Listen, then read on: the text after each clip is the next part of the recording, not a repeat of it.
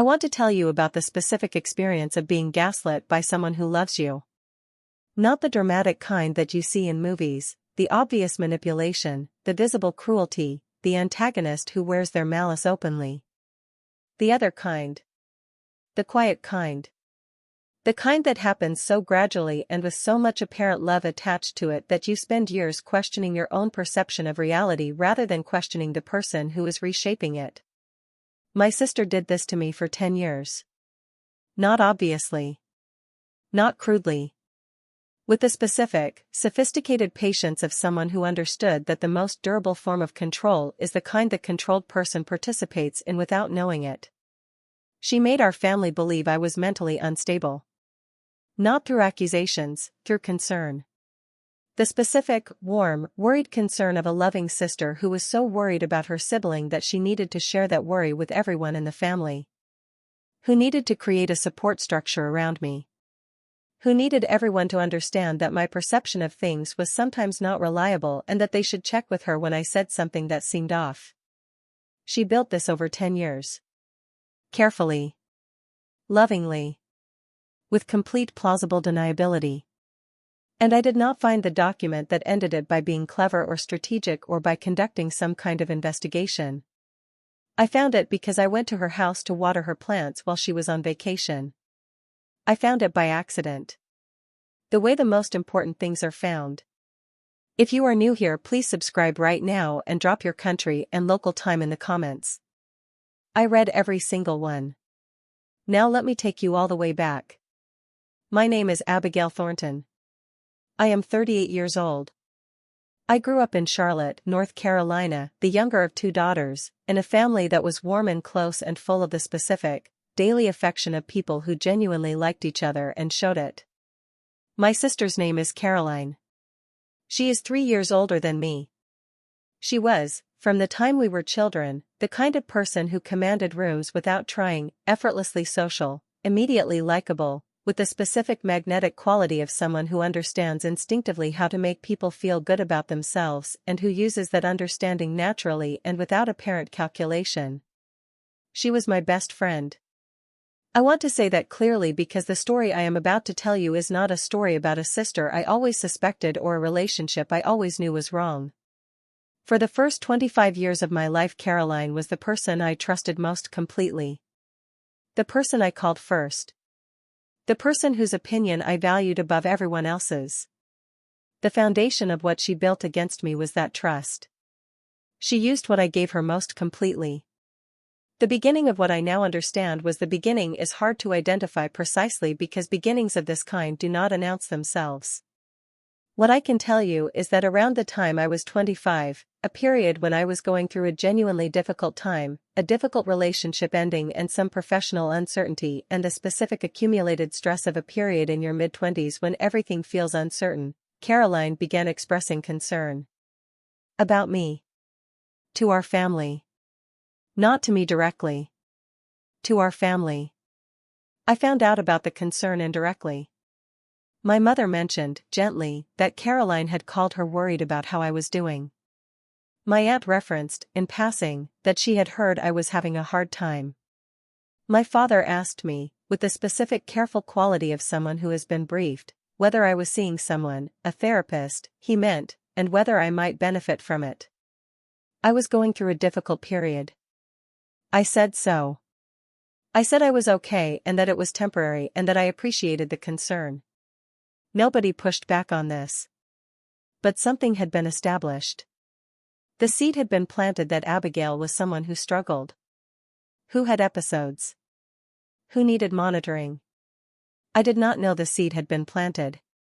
I thought the concern was genuine. Over the following years the concern evolved. Not dramatically. In a specific, incremental way of something that grows slowly enough that you do not notice the growth until you step back far enough to see the shape of what has accumulated.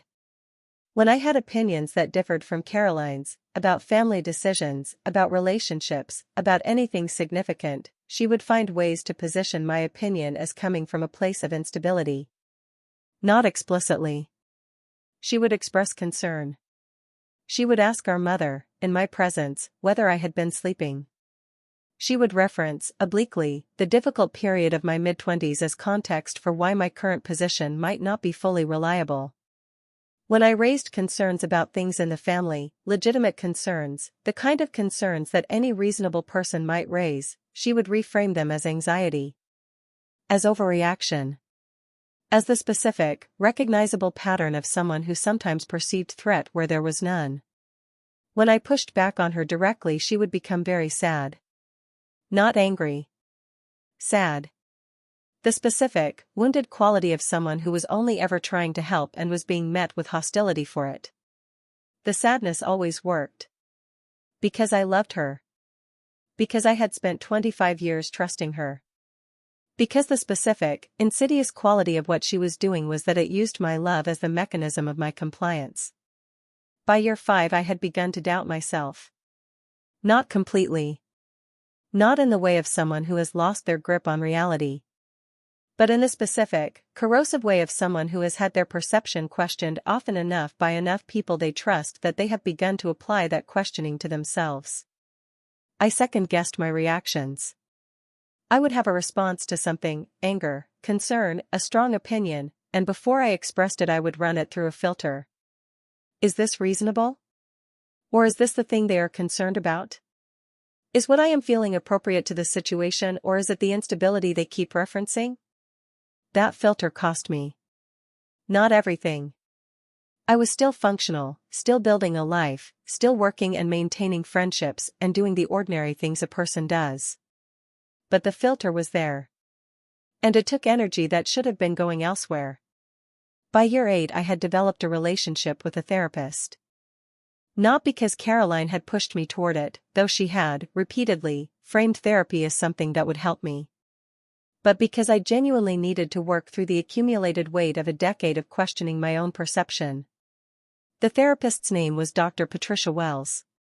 She was 55 years old and had been practicing for 25 years, and she had the specific, trained quality of someone who has heard a great many things and has learned to listen for the shape of what is being said rather than just the words.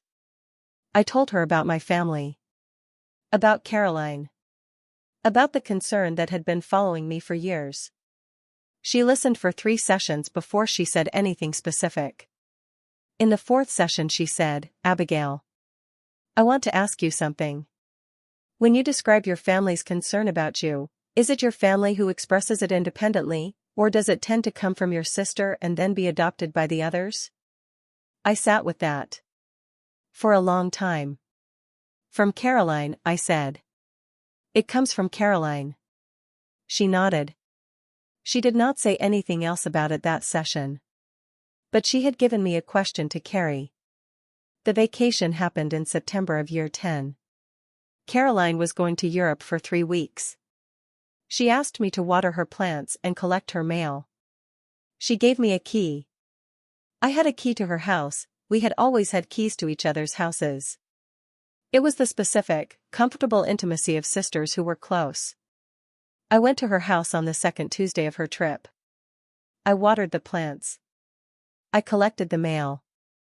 I was in her home office collecting a package that had been delivered to the office instead of the front door, and I saw her desk was open, the central drawer, the one where she kept important papers. I was not snooping. I want to be completely clear about that. I was not looking for anything. I was in the room to collect a package. But the drawer was open. And there was a document on top of the contents of the drawer that caught my eye because it had my name on it. Not a letter. Not a note. A document. Several pages, printed, with a header that contained my name and dates and what appeared to be a structured record of some kind. I stood in her home office for a long time before I touched it. I thought about whether to touch it. Then I thought about 10 years. About the concern that had followed me everywhere. About my mother asking whether I was seeing someone. About my aunt's passing references. About Caroline's sad eyes when I pushed back on anything. About the question Dr. Wells had asked me. I picked up the document. I want to tell you what the document was. It was a record. A personal record that Caroline had been keeping. I could tell from the formatting and the handwriting notes in the margins that it was something she had created herself and maintained over time. It documented incidents. My incidents. The specific moments she had identified over 10 years as evidence of my instability. Organized by date. Described in clinical-sounding language that was clearly designed to give the record the appearance of objectivity while being entirely her perspective on situations that had other perspectives available. I want to give you examples because examples are the only way to understand what this document was. An entry from 7 years ago described a dinner at my parents' house where I had, according to the entry, become agitated and said things that were out of proportion to the situation. The situation was a disagreement about family finances that I remembered clearly. I had expressed a strong opinion.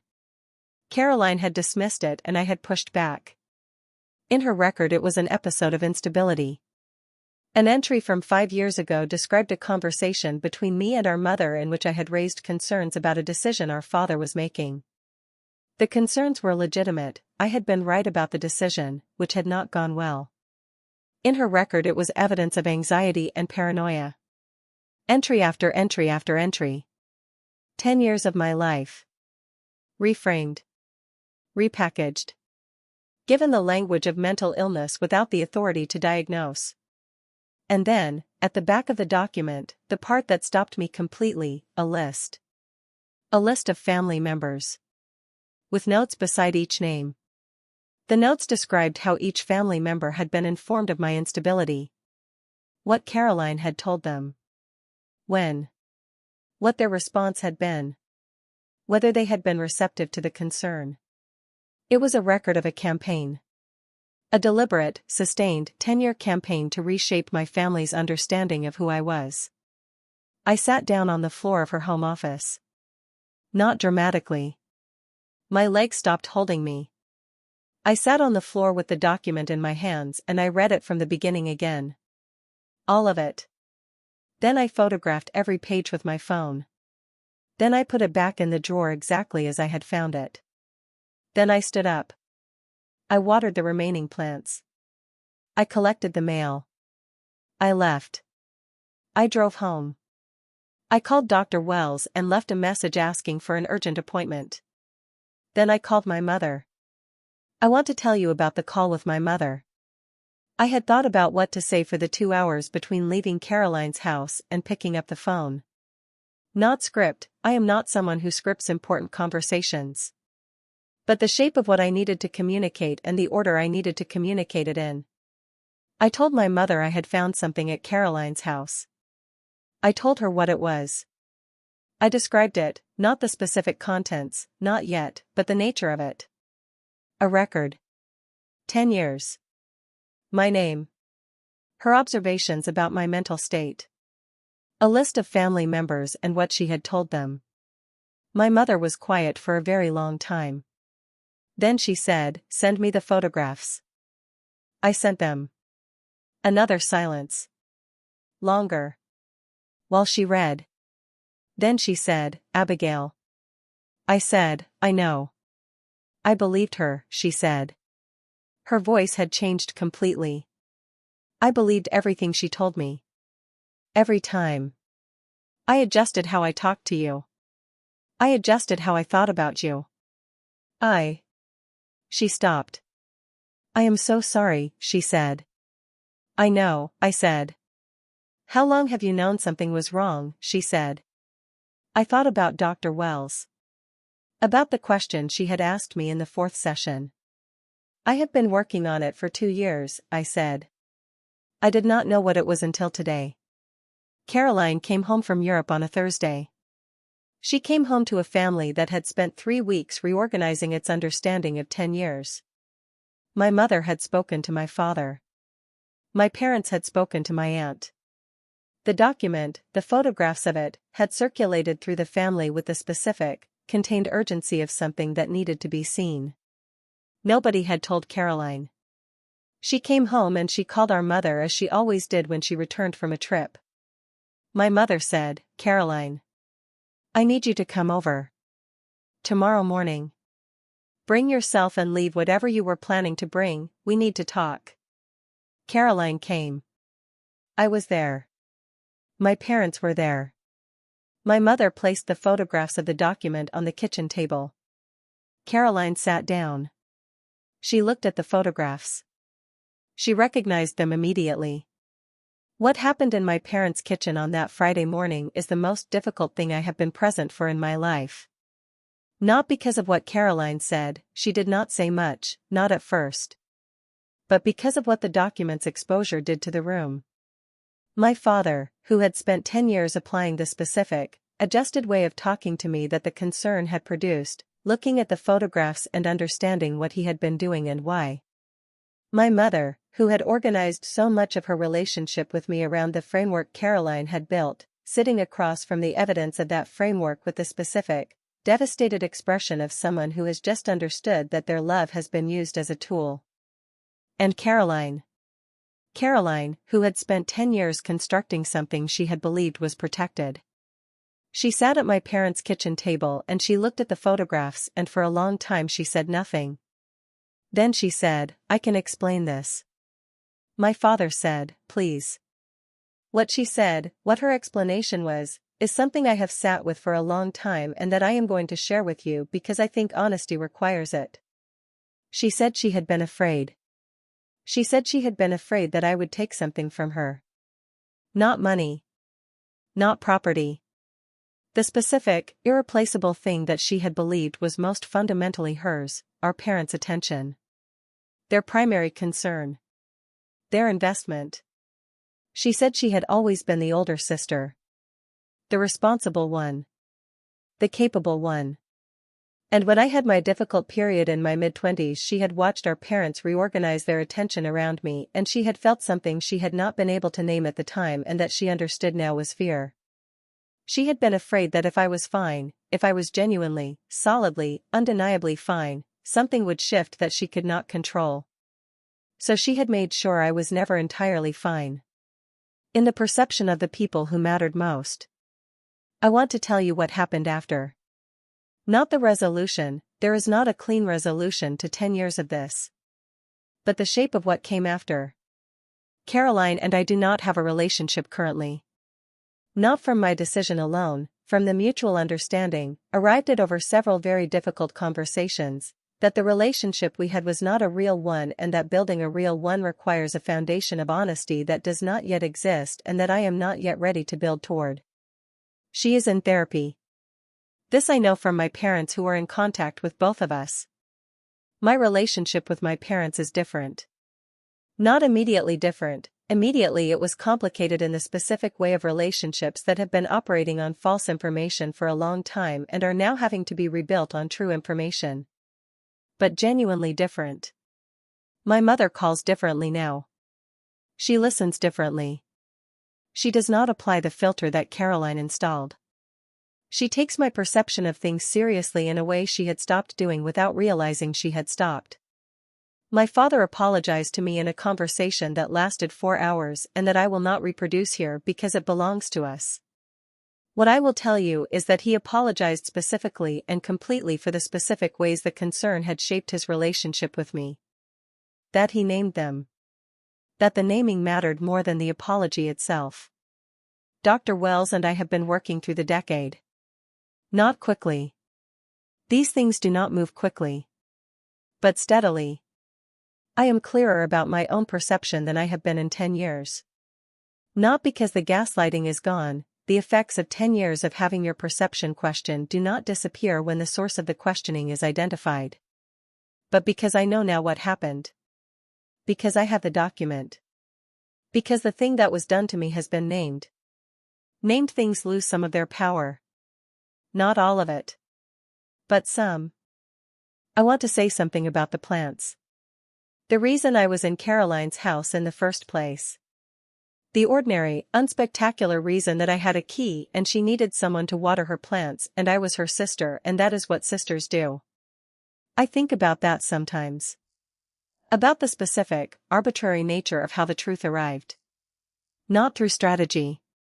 Not through investigation. Through a drawer that was open and a document on top of its contents and a name that caught my eye. I could have not looked.